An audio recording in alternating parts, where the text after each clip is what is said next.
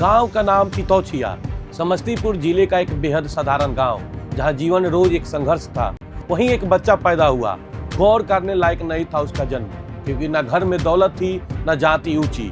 वो एक नाई परिवार से था और उस वक्त समाज में यह जन्म किसी श्राप से कम नहीं माना जाता था। लेकिन उस बच्चे की आंख में कुछ था, मासूम नहीं, जिद्दी चमक। उसे पढ़ना था, लेकिन गांव में स्कूल सिर्फ ऊंची जातियों के लिए था। मास्टर ने कह दिया, जब मैं पढ़ाऊं तो तुम पुआल के ढेरों में छिपकर सुन लेना, और बच्चा मान गया। पुआल की चुभन से ज्यादा उसे शिक्षा की भूख थी। स्कूल की फीस देनी थी तो गांव के जमींदार को 27 बाल्टी पानी से नहलाया। वो छोटा शरीर थक गया, पर मन नहीं थका। कभी चप्पल न थी, कभी कॉपी नहीं थी, लेकिन किताब जैसी उसकी खून में घुल गई थी। एक दिन स्कूल में भाषण प्रतियोगिता हुई। वो बड़े नेता रामानंद मिश्र आए थे। बच्चों ने उन्हें भाषण सुना और खुद से मंच पर चढ़ गया। उसका भाषण सुनकर मिश्र जी बोले, तुम तो कर्पूरी हो, तुम्हारी खुशबू दूर तक जाएगी।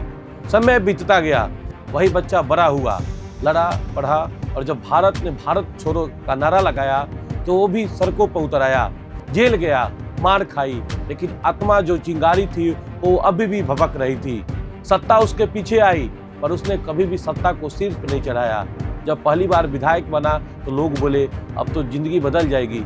लेकिन उसके बहनोई नौकरी के आस में आए तो उनसे जेब में 500 रुपये निकाले और कहा, उस्तरा और सामान खरीद लो, पुश्तौनी धंधा अपनाओगे। एक दिन मुख्यमंत्री बना, पर ओहदा उतना ही था। पर उस दिन भी सीने में वो पुरानी आग थी, जब उसके बीमार पिता को एक राजपूत जमींदार ने दाढ़ी बनवाने के लिए जबरन बुला लिया। प्रशासन ने जमींदार को हिरासत में लिया, लेकिन उसने कहा, कार्रवाई मत कीजिए, मेरे पिता सीएम के पिता हैं, इसलिए सुनवाई हुई। और रोज ऐसे कितने अपमान होते हैं जिनकी कोई आवाज नहीं होती। एक बार विदेश जाना था, कोट नहीं था, तो दोस्त ने उधार लिया, फटा हुआ था। यूगोस्लाविया के राष्ट्रपति ने देखा और बिना बोले एक नया कोट दे दिया।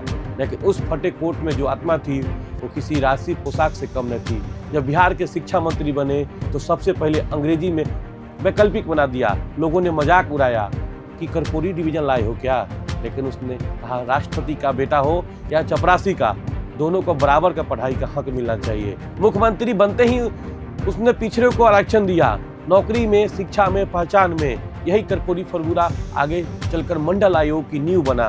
विरोध हुआ, गालियां दी गई, मगर उसने कहा, मैं जातिहीन आदमी हूँ, जो मेरा विरोध कर रहा है वो जातिवादी है।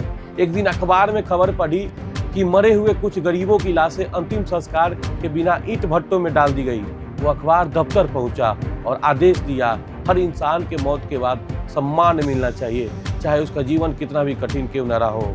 वक्त बीतता गया, सत्ता गई, लोग बदले, मगर वो नहीं बदला। एक बार उसके गांव पर ऊंची जातियों ने हमला कर दिया। उससे पूछा गया, क्या आपको दुख हुआ? उसने कहा, हाँ, पर आश्चर्य नहीं हुआ। सामंती सोच के आज भी लोग जिंदा है। यही वजह है कि गरीबों की आवाज आज भी कुचली जाती है। उसकी कार्यकाल लंबा नहीं था, 1 साल 10 महीने, मगर उसने जो बोया वो दशकों तक फल बनकर समाज को मिला। और फिर शाम फरवरी 1998 में पटना के MLA क्लब में उसने कहा, एक कल्ब अभी भी भटक रहा है। यह कोई शोर नहीं था, एक कटु सत्य था। आज भी उसका नाम कर्पूरी ठाकुर है, एक ऐसा नाम जो अभी भी पुआल से उठती आवाज में गूंजती है। और चला गया, लेकिन जब तक एक कल्ब भटक रहा है तब तक कर्पूरी इतिहास नहीं, जरूरत बना रहेगा। हमारा साथ है साहिल, और इस खबर को जुटाया है प्रतीश प्रशांत ने। धन्यवाद। प्रभातखबर.com, विश्वास वही, रफ्तार नहीं।